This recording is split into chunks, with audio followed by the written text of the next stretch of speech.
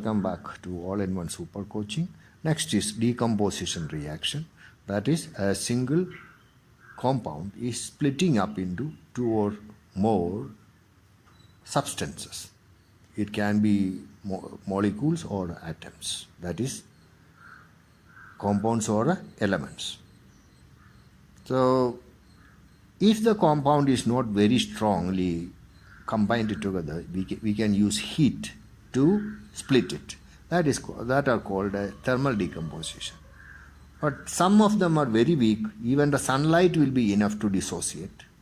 But very strong compounds are there, like water and sodium chloride. You cannot separate it into different substances. For that, the strongest electrolysis is used. It is by passing electricity, it is split up into two parts. The first one is calcium carbonate, is otherwise called limestone. Some of you have seen it. Anyway, just heat it very strongly, then you get a calcium oxide. And at this point of time, don't forget the other name of calcium oxide. The general name of calcium oxide is quicklime. You can get a multiple choice question later. Carbon dioxide. Next is actually FeSO4, ferrous sulfate. There are two valency state for iron. That is, in some cases valency is 2, in some cases valency is 3. When it take the lower valency 2, the compound will be called ferrous. When the iron is taking the valency 3, the higher state, it is called ferric. Okay, this is only a general knowledge, enough. So, a compound is called ferrous sulfate. Actually, it is a crystal. It has become crystal because of the presence of water of crystallization. We will learn it later. FeSO4.7H2O is actually the crystal. Like the many crystals, some crystals you see that the crystals formed when the seawater is dried up to make sodium chloride common salt. Initially it will be crystal, later only it is powdered into a small powder by doing some process in the factories. So FeSO4.7H2O, just you start heating itself, that water will evaporate and go. The rest is FeSO4, then again you heat it. So you get ferrous sulfate. When you heat it, you get 3 products. This equation you have to write many times and by heart it, because this cannot be easily remembered. Ferric oxide. Here you see the iron is taking the valency 3. So that is why it is called ferric oxide, sulfur dioxide and sulfur trioxide. You know, this is a special equation. Mark it separately, highlight it or underline it in your textbook. Next is lead nitrate. That is not a strong compound. It will split into again 3 substances.